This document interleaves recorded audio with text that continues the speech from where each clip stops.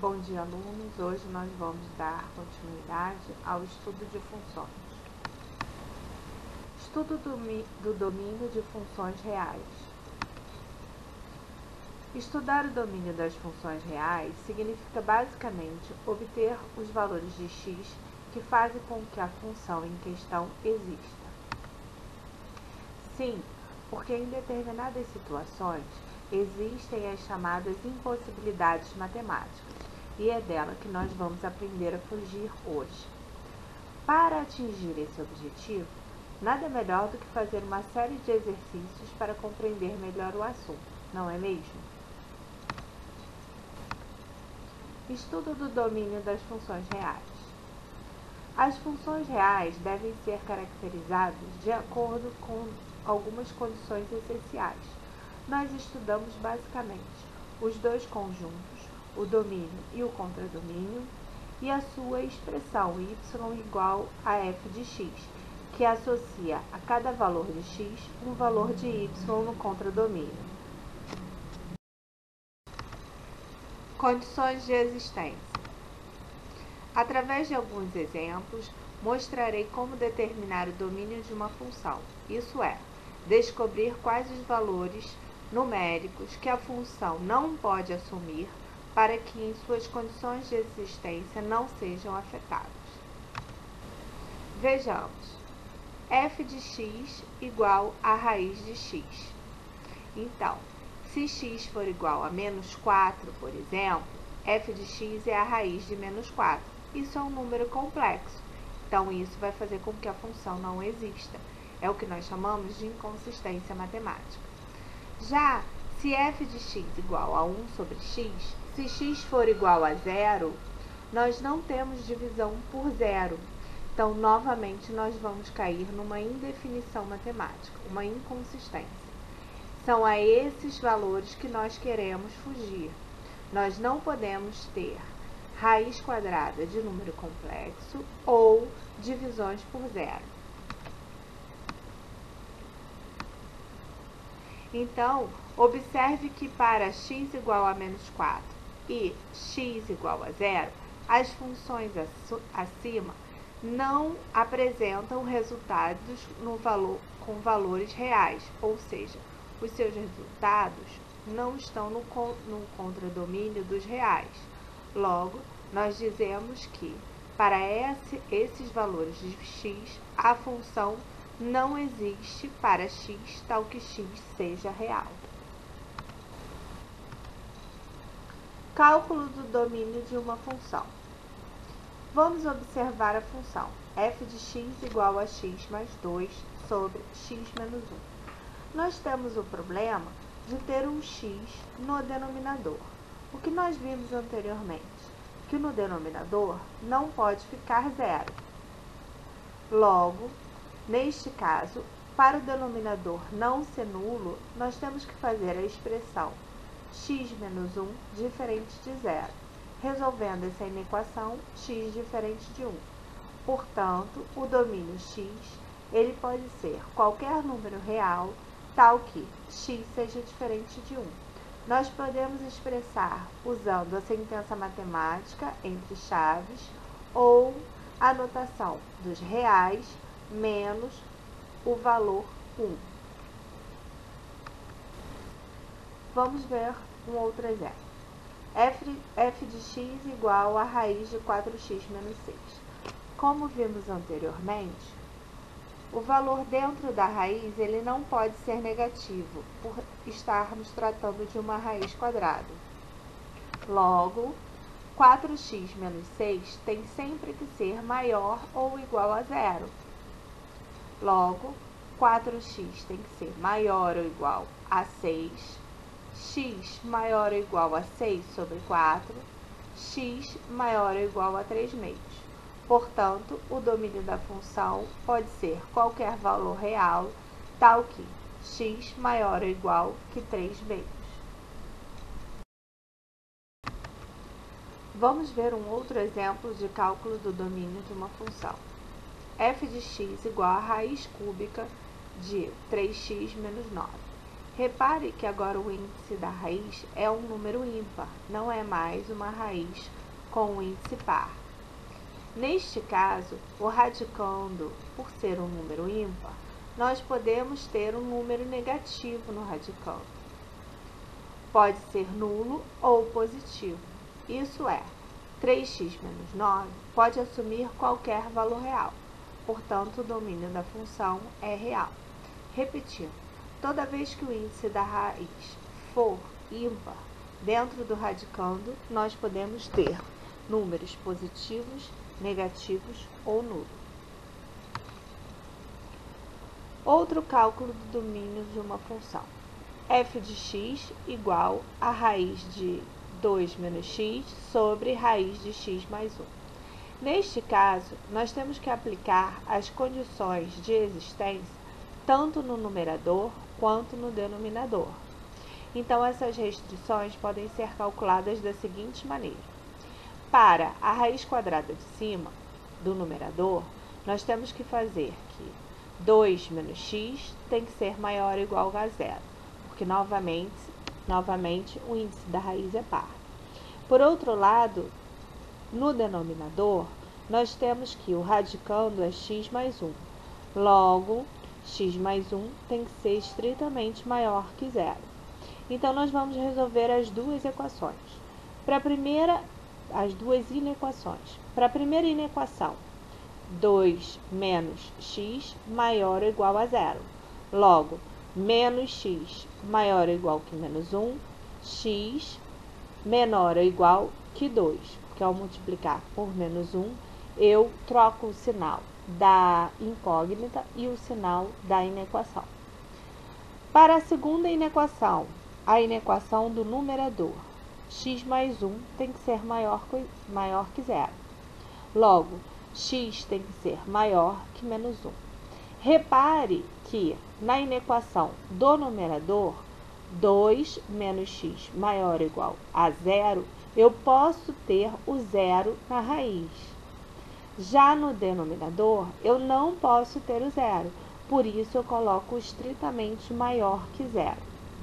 Bem, agora eu tenho duas condições. Essas duas condições eu tenho que representar através de intervalo. E a minha condição de existência tem que satisfazer tanto a inequação 1 quanto a inequação 2. Logo, ela tem que satisfazer a interseção das duas inequações. Repare que eu representei a inequação 1 através de um intervalo numérico, x menor ou igual a 2, e a segunda expressão eu também coloquei no intervalo numérico, x maior que menos 1. Logo, a minha resolução é a interseção desses dois intervalos, interseção do 1 com o 2. Portanto, o domínio dessa função são os valores compreendidos entre menos 1 e 2, ou seja, é o intervalo aberto em menos 1 e fechado em 2. Vejamos um outro exemplo de cálculo do domínio da função. F de x igual a 2x mais 1. Nesse caso, nós não temos nenhum outro problema com numerador ou raiz. Logo, o domínio é real. Não precisamos fazer nenhum tipo de cálculo. Já f de x igual a 1 sobre x menos 2. Toda vez que temos a incógnita no denominador, não podemos deixar de o denominador ser nulo. Logo, x menos 2 tem que ser diferente de zero. Assim, x diferente de 2. Então, o domínio da minha função vai ser todo número real, tal que x seja diferente de 2. E nós podemos escrever esse domínio das duas formas. Ou na forma da sentença matemática entre parênteses, ou escrevendo domínio igual a reais menos 2. Vejamos mais um exemplo para fazer fixação do conteúdo. F de x igual a raiz de x menos 3. Novamente, se eu tenho uma raiz com índice par, o que está dentro da raiz tem que ser maior ou igual a zero. Então, x menos 3 maior ou igual a 0. X maior ou igual a 3. Assim, o domínio da minha função é x pertencente aos reais, tal que x maior que 3. Vejamos um outro exemplo. F de x igual a raiz cúbica de x menos 1. Novamente, com o índice da raiz ímpar, eu posso ter no radicando números positivos, negativos ou nulo. Então, eu não preciso efetuar nenhum cálculo. Sendo assim, o domínio é todo o conjunto dos reais. Repare nesses dois exemplos. O primeiro, o índice da raiz é par, e no segundo, o índice da raiz é ímpar. Toda vez que o índice da raiz for par, eu preciso colocar meu radicando, a expressão que está dentro da raiz, no radicando, sendo maior ou igual a 0. Se o índice da raiz for ímpar, eu não tenho nenhuma outra restrição, porque todo radicando pode ser positivo, negativo ou nulo.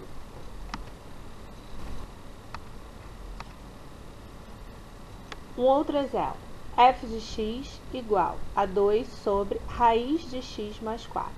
Agora eu tenho uma raiz par no denominador. Então, a raiz par, ela tem que ser maior ou igual a 0. E por estar no denominador, ela tem que ser estritamente maior que 0, porque eu não posso ter esse valor igual a 0. Então, se eu tenho raiz de x mais 4 no denominador, o radicando tem que ser estritamente maior que 0. Logo, x mais 4 maior que 0, x maior que menos 4. Sendo assim, o domínio pode ser todo número real, tal que x maior que menos 4. Vamos continuar nos exemplos. F de x igual a raiz de 5 menos x sobre raiz de x menos 2. Então, eu tenho duas condições para serem analisadas. A condição do numerador e a condição do denominador. A raiz de 5 menos x, ela está no numerador. Então, ela tem que assumir valores maiores ou iguais a 0. Já raiz de x menos 2 está no denominador. Então, ela não pode assumir nem valores nulos, nem valores negativos. Logo, x menos 2 tem que ser maior que 0. Então, resolvendo a primeira expressão, 5 menos x maior ou igual a 0. Eu resulto que x é menor ou igual a 5. Já a segunda expressão, x menos 2 maior que 0, resulta que x é maior que 2. Sendo assim, eu vou desenhar os dois intervalos. X menor que 5 é o intervalo laranja e x maior que 2 é o intervalo azul. E a minha resolução será a interseção desses dois intervalos. Logo, é o intervalo aberto em 2 e fechado em 5. Sendo assim, eu descrevo o domínio como sendo x pertence aos reais, tal que x está entre 2 e 5, sendo que x está aberto em 2 e fechado em 5. É assim que eu represento, ou na forma de sentença matemática, usando as chaves, ou na forma de intervalo. Agora nós vamos passar ao estudo de uma função composta. Uma função é uma regra que relaciona cada elemento de um conjunto chamado de domínio a um elemento de um outro conjunto chamado de contradomínio. Suponha que existam duas funções, f e g, e que o domínio de g é igual ao contradomínio de f. Nesse caso, é possível criar uma função g composta com f, chamada de função composta, a qual relaciona diretamente os elementos da função f aos elementos do contradomínio de g. Vamos ver isso no diagrama. O diagrama a seguir mostra o comportamento da função f, g e h, que seria composta. Neste diagrama, observe que a função f, representada por uma flecha, relaciona o conjunto A ao conjunto B. Já a função g relaciona o conjunto B ao conjunto C. A função composta g composta com f relaciona diretamente o conjunto A ao conjunto C. Sendo assim, podemos definir função composta como sendo, dado duas funções, f de A e B e g de B e C, a função composta g com f é a função h de x, g, o, f de x, onde a função g composta com f de x relaciona o conjunto A com o conjunto C. Vamos ver um exemplo. Dadas duas funções, f de x igual x ao quadrado mais 1 e g de x igual 3x menos 4, determine g composta com f do valor 3. Logo, primeiro eu vou ter que calcular o f de 3. Sendo assim, eu vou substituir o valor 3 na expressão f de x. Eu vou substituir o valor 3 no x da função f e calcular o valor numérico. Sendo assim, f de 3 será 3 ao quadrado mais 1, 9 mais 1, 10. Mas eu quero o valor de g composta com f.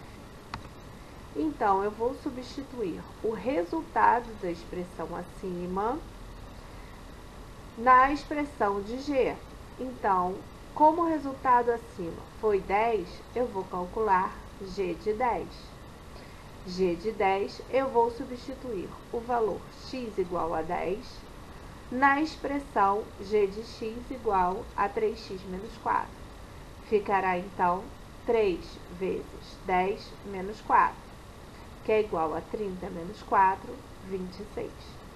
Repetindo, dado duas funções, a composta, primeiro eu tenho que calcular o valor na função f e depois o seu resultado na função g. Assim eu obtenho g composta com f. Vejamos mais um exemplo. Dadas as funções f de x igual 5x mais 1 e g de x igual 3x mais 2. Calcule g composta com f de 2. Então, primeiramente, eu calculo f de 2. f de 2, basta substituir o valor de x igual a 2 na expressão de f de x. Assim, temos 5 vezes 2 mais 1, 10, mais 1, 11. Então, f de 2 é igual a 11. Assim, o valor g composto com f de 2 será igual ao valor de g de 11, porque f de 2 é igual a 11. Então, 3 vezes 11 mais 2, 33 mais 2, 35. Sendo assim, g composto com f de 2 é 35. Vejamos mais um exemplo. Dadas as funções f de x igual x ao quadrado menos 1 e g de x igual 2x. Calcule a expressão g composta com f de x. Nesse caso, eu não quero o valor de 1 em um ponto, em um elemento. Eu quero o resultado da expressão. Como é a expressão g composta com f de x? Sendo assim, eu vou substituir a expressão inteira de f no valor de x da g.